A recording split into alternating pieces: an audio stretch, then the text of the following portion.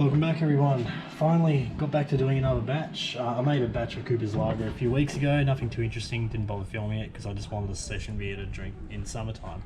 But I'm doing something a little bit interesting today. Well, today's components are going to be pretty basic. I'm going to be mixing a can of real ale with Brew Enhancer 2. Nothing really fancy about that. I've never made this combination before. I did like my 2-can real ale, so I'm just going to make a nice lighter sort of version with BE2, which I'm actually quite liking. It's not a bad little thing if you just want some cheap fermentables to chuck in your beer. Now, what's going to make this batch a little bit different, I'll get this out. In 5 or so days, when the fermentation's died down, I'm going to be chucking some of this in. Frozen mango.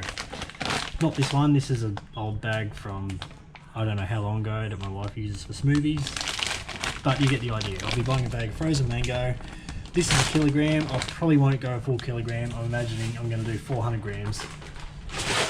Something like that, because I don't know, I don't want to make it an overpowering mango beer. But hey, let's put this together. So I just picked this up about half an hour ago. This is sort of a last minute decision to do today. It's New Year's Day. Happy New Year's 2020. And I have the day off, so I thought, hey, let's brew some beer. Let's get the old can opener thing out. Find it. I boiled some water a few minutes ago because I didn't want to boil that while the camera's going because it makes a lot of noise.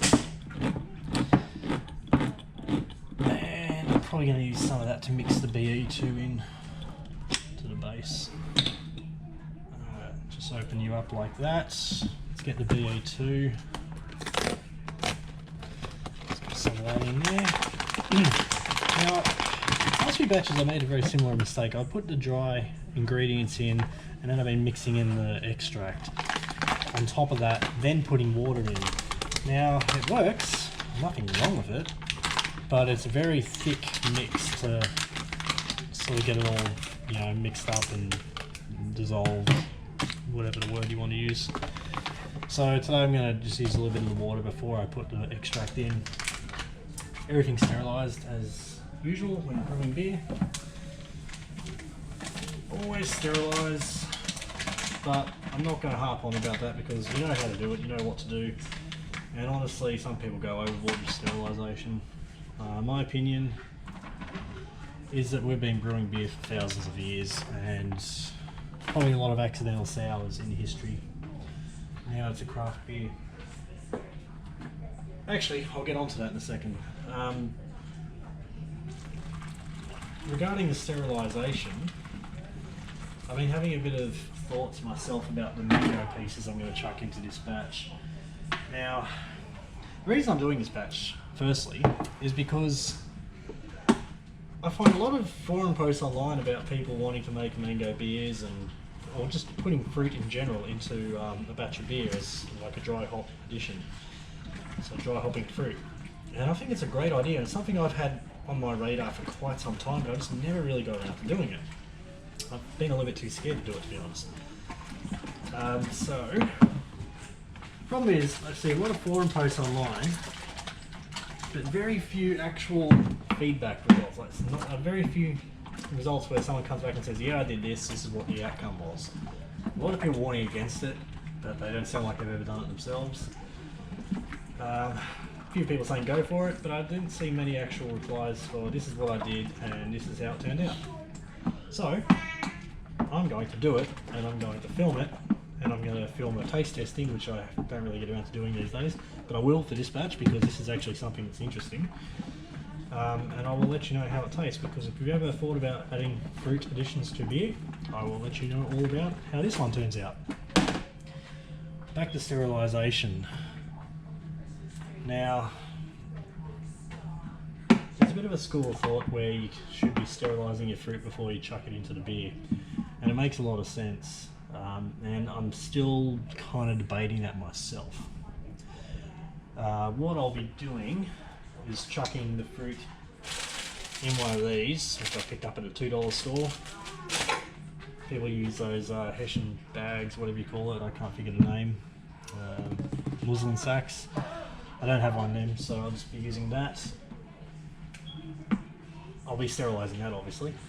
But the fruit itself is interesting because there's a very good chance it is going to have some wild yeasts or something similar there which could potentially infect my beer. This is part of the experiment, so I don't know how it's going to work out. That is why I'm doing this video, why I felt it was worth filming, and I want people to actually see what the outcome is when you chuck fruit into a beer. And I am not going to be chucking the fruit in today, it's going to be after fermentation, so in about 5 days time. But my current position on that issue is I will be chucking in the fruit unsterilised. And maybe I'll make an accidental sour, I don't know. I hope not, because I don't like sour beers. Gonna be honest, I've tried a couple. Because I love beers, I love trying different beers. That's a bit funky. And I'm definitely one for experimenting with beers. And I thought sours would be awesome. Didn't like it at all. I really think it's a bit of a fad, personally. But hey, everyone's taste is different, and I'm sure a lot of people do like it. And no judgment on my part. Drink whatever you like, because a lot of people won't like the crap I brew either or drink. So I am in no position to judge. And I don't pretend to be. But for me, sour, not a fan. So there's a chance this could wind up as some form of a sour if my mango sort of takes off on its own. I don't know. Just gonna have to wait and see. That's going to be the whole point of doing this experiment. I don't know what the outcome's going to be. If it turns into a sour and it's not even a nice one, maybe I'll try it again with sterilising. I don't know. This is an experiment channel, not an education channel. I'm not going to tell you about how to calculate IBUs and all that stuff, because I don't know and I don't really care about that myself. I just like to make beer. I like to chuck things in and see what happens. And I just care about the taste in the end. I just want something that I can drink that I will sit down and enjoy, and I was happy to share with other people. I shared a few of my XPAs around at Christmas. They went down pretty well received. My personal opinion on those batches I made was it's a good beer, but it's not a session beer, and it's probably not even an XPA if I was going to be honest. It tastes more like an IPA to me. It's definitely very heavy on the hop characteristics, and it's not something I can just sit there and slam one after the other. I have a nice tall glass of one and I love it, but any more than that I feel like is, I don't know, I can do it, but I'd just rather not.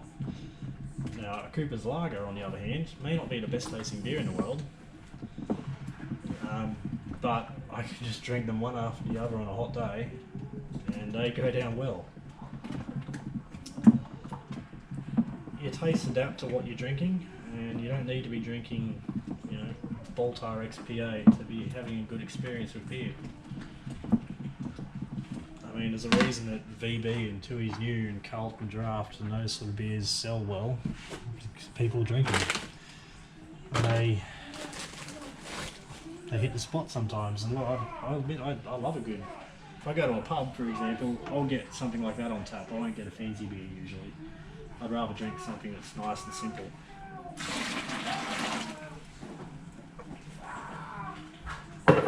Done. Alright, just mixing it all up. Like I said, today's not going to be much of a fancy batch. I'm just mixing these two ingredients. That's all I'm doing today. I'll put the kit yeast in, because I almost always brew with kit yeast. One of these days I'll probably make the jump to US-05 or something similar. My big gripe with that is my local homebrew shop, and I'm sure that a lot of them are similar, they just charge too much for it. To me, I can't justify spending $7 on a pack of yeast to add to a beer. I'll spend $7 on hops, no worries at all, doesn't bother me, but for yeast, I've got a packet here, I don't know. I've used US-05 a couple of batches where I was doing it without kits, and it's again made a good beer. And I've considered doing the Cooper's commercial yeast, but I'm too lazy to do that, to be honest. Anyway, You can buy USA 5 cheaply online. I'm all for supporting small business, but for God's sake, if I can buy it for about $4 a packet delivered, why are they charging $7 for me to walk into a shop and buy it? I don't know. You like to support business, but someone else's business, I guess, has got lower margins and whatever. Anyway, I'm not going to film the entire process. You know how to pour it into a bucket. Don't need a degree for that. Don't need to learn how to do that on YouTube. What I do personally, I just use this because I don't have a hose. Some people use hose to just sort of connect a tap, chuck it straight in. Great idea. You got to sterilize a hose, which I'm not a big fan of adding another thing to sterilize to a batch. And I don't have a hose, so I don't really care. But I just use this. It's about 1.5 liters, I think, and you can just dump it straight in. I used to use PET bottles to sort of transfer, but you got to pour slowly, otherwise the water sort of pops out funny and goes everywhere. This you can just dump it in. So multi-use items. Anyway, I'll let you go. I may or may not film the actual dry hopping process, but what I will definitely film and put a separate video up is the taste testing, which will be in about a month's time. I'm going to give this one at least 2 weeks in the fermenter, especially with the fruit, which may kick off another fermentation. That's part of the experiment. So it's going to be at least 2 weeks in the fermenter and at least 2 weeks before I try it. I will try it at 2 weeks age though, so you'll get a nice early opinion. I'm expecting it to be an aroma profile more so than a flavour profile because I'm dry hopping it, but we'll see. Again, that's what we're here for. Happy New Year's. Chuck some links. What are you brewing? I'd like to see some videos of what you guys are doing. I want to see some interesting experiments. I mean, because I've sort of been a bit out of ideas lately. I've just been too busy. Haven't been doing much brewing. I've got all these other bloody hobbies to take care of. But I am running out of beer. Not really, but I've got a couple of batches worth of bottles out there to fill up. So it's time to get back on the old brew horse, make some beer. And yeah, tell me what you're doing. I want to try something different. I was considering doing a homebrew batch today, even though I said I never would again, just to try it one more time with just 1 kilogram of dextrose and see what happens. But you know what, I really don't want to. If I have like 25 Coke bottles lying around, maybe I'll do it one day, but I just don't really want to be honest. Anyway, enjoy and tell me what you're doing. I want to know, and I want to give it a shot myself if it's really interesting. Cheers.